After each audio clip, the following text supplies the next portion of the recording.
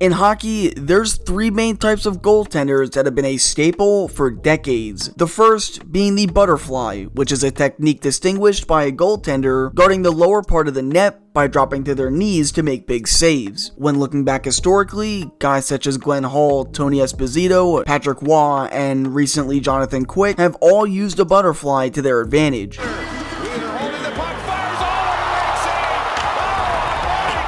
Then there's the hybrid goaltenders, the ones who rely on quick movements and their reflexes, as well as trapping the puck within their bodies. Throughout the last decade, King Hendrick has made the hybrid position iconic.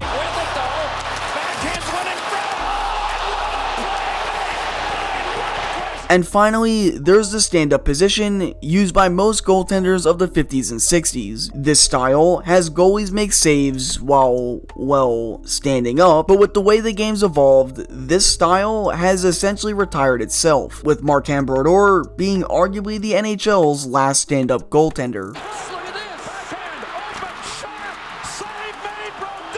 But the NHL was once introduced to a new style, and although it was brief, it was one brought in by a college hockey goaltender who completely shocked the world. They can Duchesne in a save. Duchesne again, shoots, save again. Duchesne again, penalty coming up. Another save as it hits Stauber. Meet the man they called Rob Blue Line Stauber, the 6-foot-tall netminder from the University of Minnesota. Stauber's style of goaltending was absolutely bizarre. Instead of any traditional style we just mentioned, he instead risked it all, launching himself full force into the opposition. This tactic seems and looks completely insane, but somehow it actually worked. In his freshman year at Minnesota, Stauber's numbers were considered average at the time. He would post an .881 save percentage and a .353 goals against average with the record of 13-5, mainly playing the role of a backup. But when finally getting a shot to showcase what he had to offer, Rob Stauber became a college hockey phenom.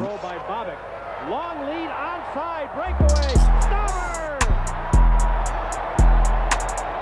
A game-saving move by the freshman goaltender. What a daring play as he came out and foiled the breakaway by confidence and listen to the crowd. Stauber's saves made the highlight reels everywhere. Any player on the breakaway seemed to have no chance at getting past Stauber without either getting flipped over or absolutely bodied by the netminder. In his sophomore year, Stauber was named the starter, and his unique style of play helped earn him a record of 34-10, racking up an impressive .272 goals against average and a .913 save percentage. He would also break numerous franchise records that year as well, setting the record for most games played with 44 and shutouts with a total of 5. Just imagine getting 5 shutouts while literally launching yourself at the opposing player. That actually requires a lot of skill. Not only did he rack up solid numbers, he also took home some pretty serious hardware, being named WCHA Player of the Year, winning the John Mariucci MVP award, and shocking everyone by taking home the Hobey Baker Award as a goalie. No other goaltender had ever won the Hobey Baker before, as it's normally never a goaltender's award. The only other netminder to have ever won the Hobey Baker was Ryan Miller in 2001. So to have a guy as crazy as Stauber take home college hockey's biggest award made many begin to pay close attention to the young netminder. Stauber would remain in Minnesota the following season, where he would continue to impress. Playing in 34 games, he would, once again, post a save percentage above .910 and had an even better goals against average with a .243. This play was good enough for the LA Kings to take notice. Stauber would get drafted 107th overall by Los Angeles in the 1986 NHL draft, and the organization saw just how well he was developing. They called him up for a brief 2 games before he immediately got sent down to New Haven due to an abysmal .794 goals against average, but after a few more years in the minors, to further his development, the 92-93 season would find Rob Stauber become a full-time backup netminder, and just like that,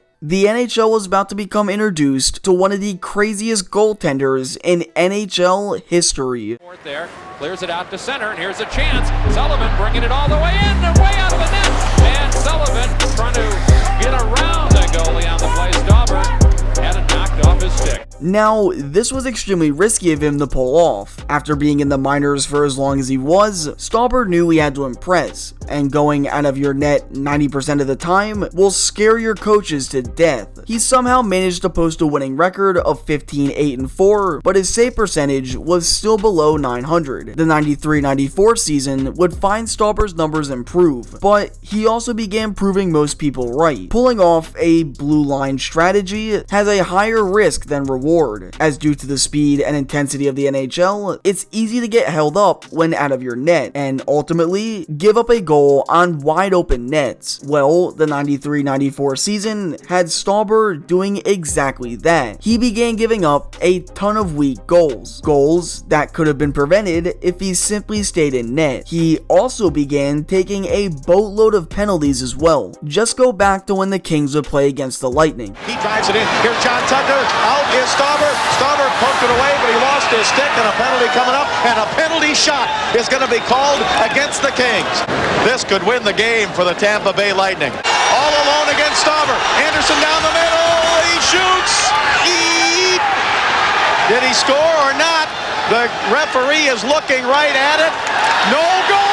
But now they call it, they say it is a goal. That entire sequence we just showed could have been completely avoided if he just simply stayed where he belonged. His record would further back up what many began seeing, as despite having good statistical numbers, he would only win 4 out of his 22 games he played, losing 11 in regulation while adding on 5 ties. The Kings decided that holding on to Stauber, although he was entertaining, could potentially hurt the team more than help them, trading him to the Sabres during the 94-95 season for Charlie Huddy and Alexei Zitnik. Stauber would only play in 7 games throughout the season, 1 with the Kings prior to the trade, and just 6 games with his new team. Stauber continued his blue line style of play, and it continued to take a toll on his numbers, going 2-3, posting an .867 save percentage with a .379 goals against average. After the 94-95 season, Stauber would get sent down to Rochester and sadly wouldn't see NHL ice again, floating around the minor leagues from 1995 to 2005, actually playing for the Jacksonville Barracudas of the failed attempted rebrand of the WHA known as the WHA2, where his numbers were actually solid. His record is unknown, but he did have a .924 save percentage, which was a career high for the netminder. It's a shame that Stauber couldn't shock the NHL like he did back in college, as although his unique style of play eventually became his demise, it helped earn his name to fame, allowing him to take the nation by storm. Kropotich had his head down, brought it back up, saw him coming out, tried to make the deke, but it was too late. Kropotich had to be aware of the pass coming up ice, and that's when goaltender Stauber made his move to go out and challenge him. And we're talking about a 2-1 hockey game here against the league's #1 team late in the game, and that's a daring play. There's a lot of poise in that young man's makeup to do something like that, and he did it with confidence.